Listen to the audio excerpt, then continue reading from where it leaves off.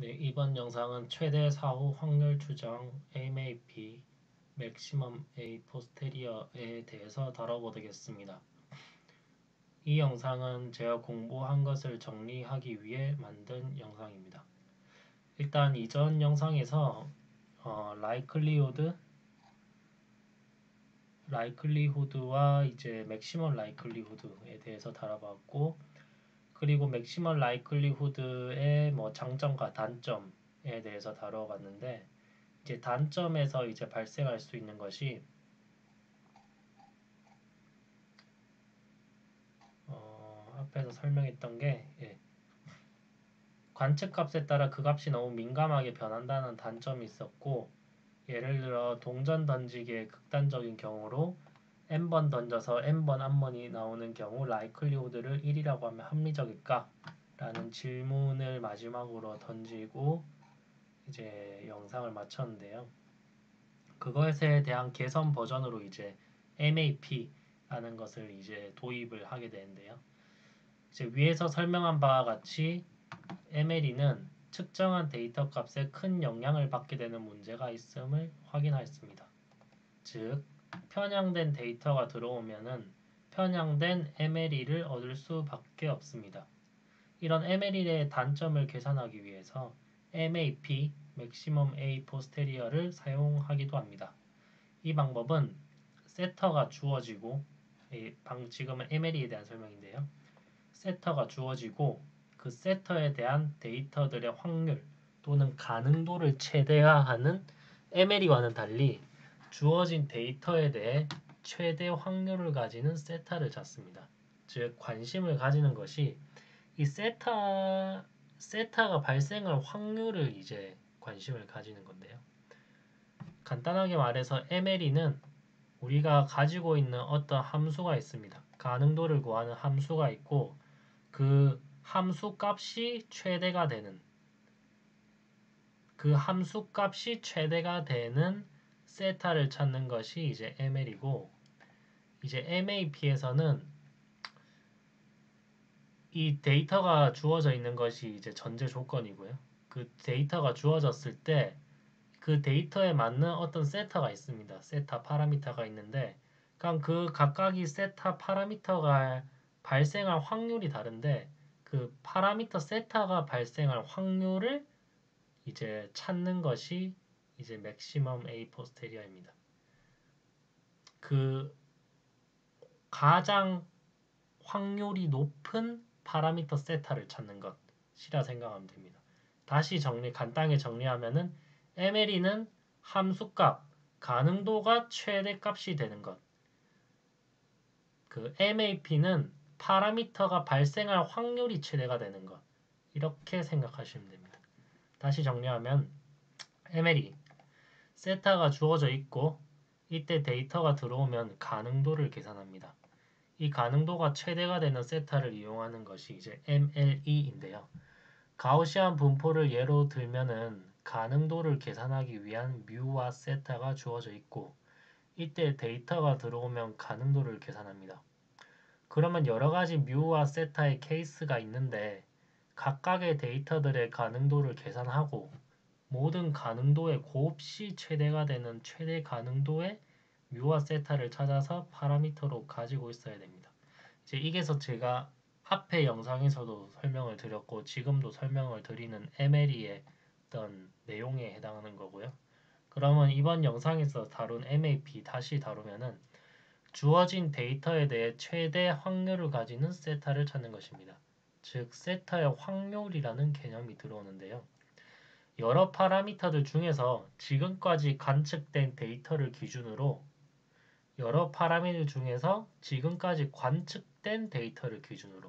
여기는 데이터가 기준이 되는데요. 가장 확률이 높은 세타를 찾는 것이 목표이고, 그런 세타를 찾을 수 있다면 좀 더 제너럴한 추론을 할 수 있는 결과를 만들어낼 수가 있습니다. 이제 앞에 MLE에서는 극단적인 예시로 동전을 던져서 앞면만 계속 나왔다고 하면 likelihood라는 값을 이용하기 때문에 앞면이 나올 확률만 극단적으로 높게 선택하게 됩니다. 하지만 MAP에서는 어떤 세타가 나올 확률이 높을까? 라는 질문을 통해서 MLE와 같이 극단적으로 추론을 하지는 않게 됩니다. 물론 그런 극단적인 데이터가 들어오면은 MAP에서도 편향된 그 세타를 이제 추론을 하게 되는데, 그럼에도 불구하고 MLE에 비해서는 좀 더 그 완전히 극단적이지 않은 여지가 이제 조금 있는데, 그게 값이 뭐냐면은 prior라는 값인데, 그 값은 이제 바로 다루도록 하겠습니다.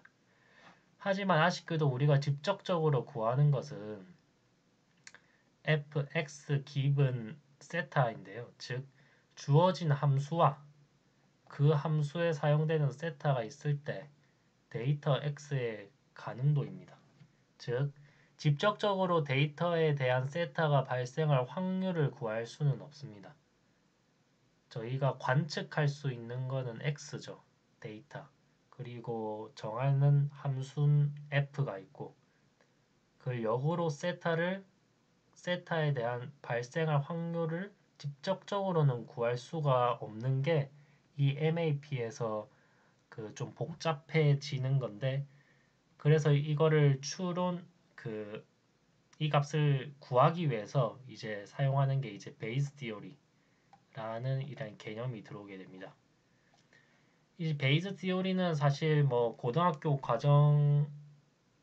과정에서부터 저는 배웠었는데, 베이스 티오리 고등학교였나? 뭐 아무튼 베이스 티오리는 이제 이런 그 확률 그 분포가 이제 py 기분 x와 pxy 기분 이런 조건부 확률의 이제 역관계가 있을 때 이것의 관계를 표현하는 식을 말합니다.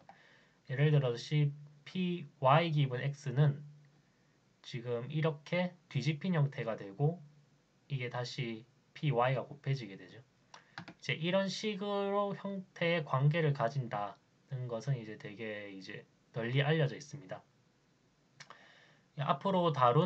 앞에서 다룬 이 fx 기분 세타는 저희가 이전 영상에서도 봤듯이 likelihood였습니다.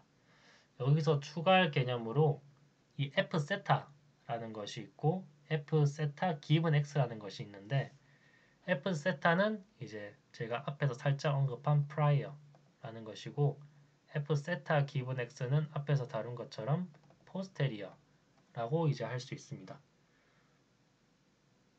우리가 직접 구할 수 있는 것은 likelihood. likelihood를 구하는 방법은 뭐 이전 영상에서도 계속 다뤘고 여기 글에도 있지만, 이제 예를 들어서 이렇게 뭐 maximum likelihood를 구할 때는 이렇게 미분을 이용해서 뭐 구하기도 했고요. 그 다음에 likelihood라는 게 사실 지금 세타라는 거를 이제 likelihood라는 것이 뭐 함수값이 있고 거기에 해당하는 세타 값이 있으면은 데이터만 들어오면은 그냥 단순히 계산해서 이제 likelihood를 구할 수가 있죠. 왜냐하면 likelihood는 다시 한번 말하지만 likelihood 함수의 y 값이니까요. 예. 우리가 직접 구할 수 있는 이 likelihood 값이고, 직접 구할 수 있는 것은 likelihood의 단점을 개선하기 위해서 구하고 싶은 것이 이제 posterio인데, 즉 데이터에 대한 세타의 확률, 앞에서도 말한 세타의 확률을 이제 구하는 건데, 저희가 앞에서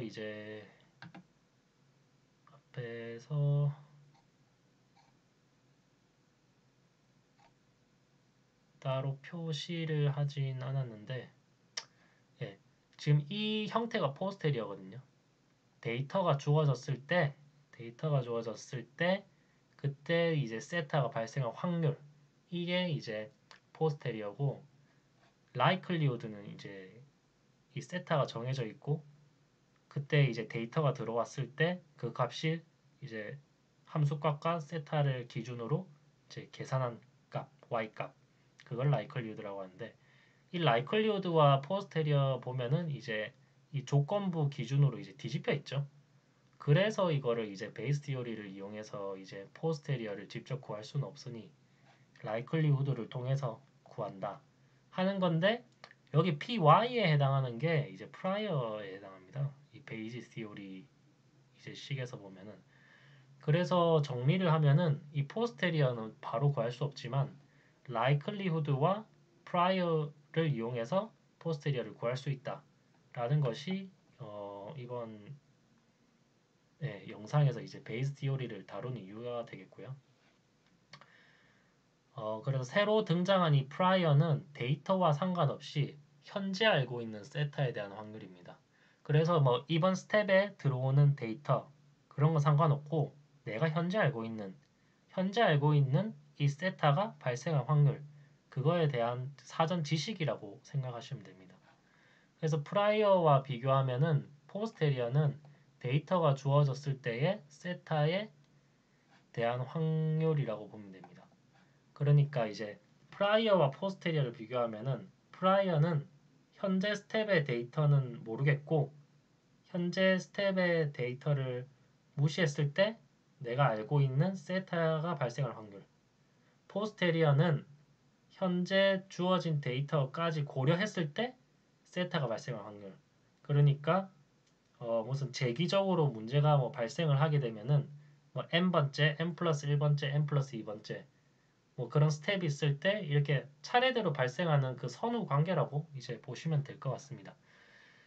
이제 위에 베이지식을 보면 알 수 있겠지만 포스테리어는 likelihood와 prior를 통하여 구할 수가 있습니다.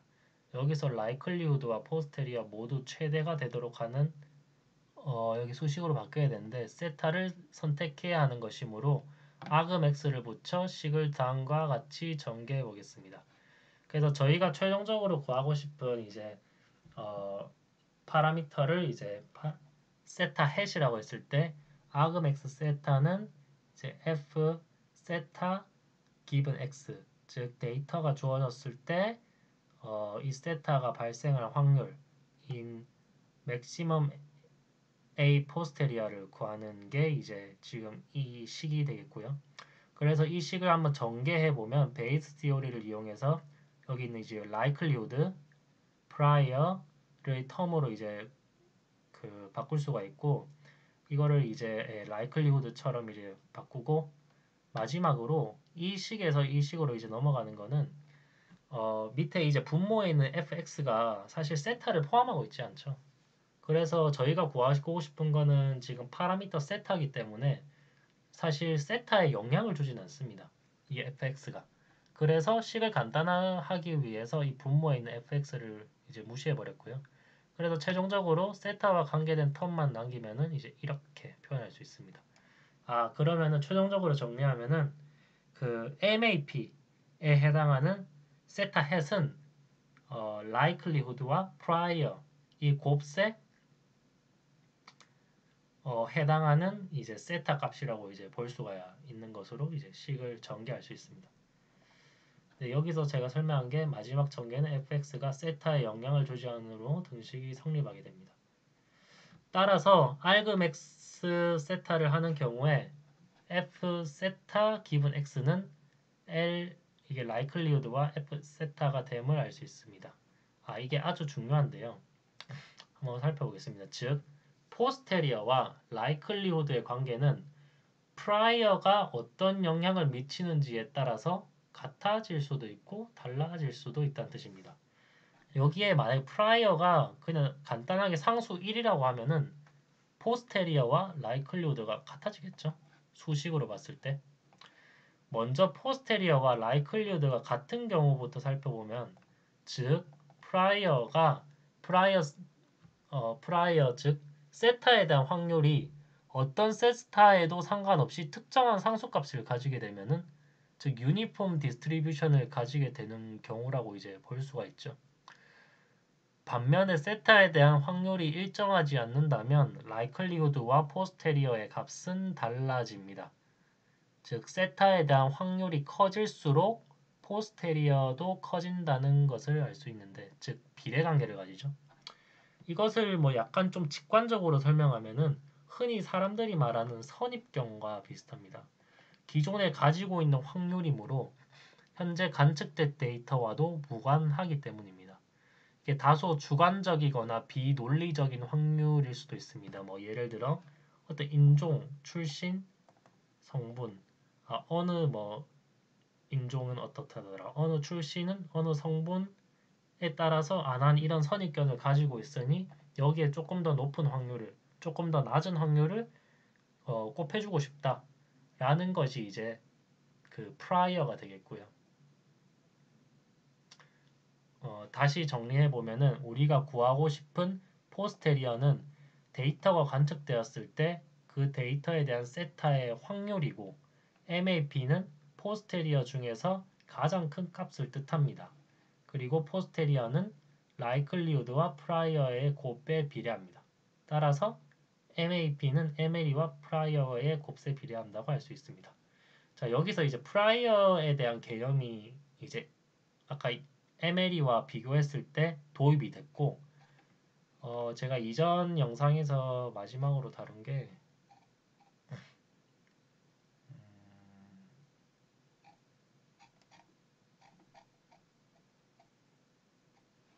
이렇게 MLE는 관측 값에 따라 너무 그 값이 민감하게 변한다는 단점이 있다고 했죠.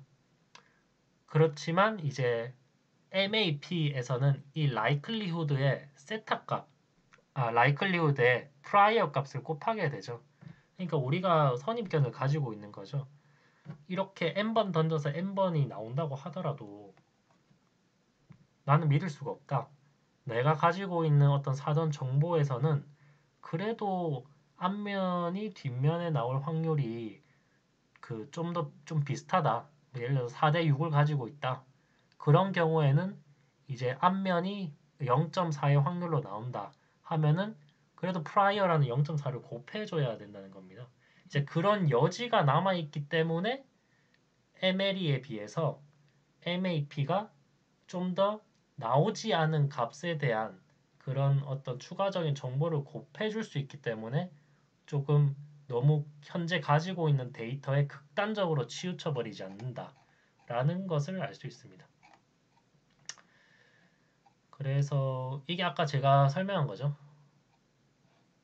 이게 맥시멀 라이클리드 방법, 이게 MAP 방법.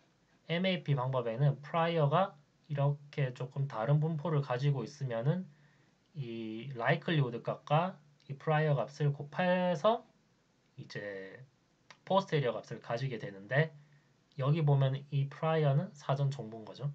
예. 이런 다른 분포를 내가 사전에 알고 있다 라는 건데, 앞에서 설명했다시피 프라이어와 포스테리어가 같아지는 경우도 있습니다. 이런 유니폼 디스트리뷰션을 가지는 경우인데, 이럴 때는 딱 프라이어가 세타 상관없이 다 똑같다 하면은 이제 곱해지는 값이 같기 때문에 이렇게 프라이어와 포스테리어가 그 라이클리우드와 포스테리어가 같아지는 이런 이런 값을 가지게 됩니다. 그래서 이제 정리해 볼까요? 그래서 이 글에서 말하고자 하는 바는 데이터와 MLE와 MAP라는 방법을 통하여 모델에 사용되는 파라미터 세타를 구할 수가 있고, MAP가 좀 더 강건한 모델이라는 것을 말하였습니다. 이제 MLE에서는 관측된 데이터만을 이용하여 가능도를 계산하고 전체 가능도들이 곱이 최대가 되도록 해야 합니다. 바꾸어 말하면 관측된 데이터의 가능도만 최대가 되도록 만족시키면 되므로 관측된 데이터 이외의 값은 관심이 없습니다. 반면에 MAP에서는 관심 영역이 관측된 데이터에 대한 세타가 발생할 확률 값이고, 물론 데이터에 크게 영향을 받지만 가능도와 같이 100% 관측된 데이터로만 계산되는 것이 아니기 때문에 편향된 데이터에 대하여 보상할 수 있는 여지가 있다. 이게 MAP의 이제 그 의의가 되겠죠. 여기서 보상할 수 있다는 여지가 바로 이제 프라이어입니다.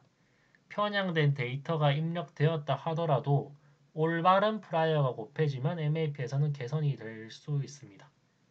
이것이 바로 이제 MLE와 MAP에 대한 전체적인 내용이었습니다. 그래서 앞에 3개 영상과 지금 영상까지 다 합쳐서 MLE와 MAP에 대해서 다뤄봤고요. 그래서 전체적으로 이제 PDF, 라이클리후드, 이제 MLE, 그리고 MAP, 그리고 베이스 티오리까지 4가지 영상에서 이제 다루어 봤습니다.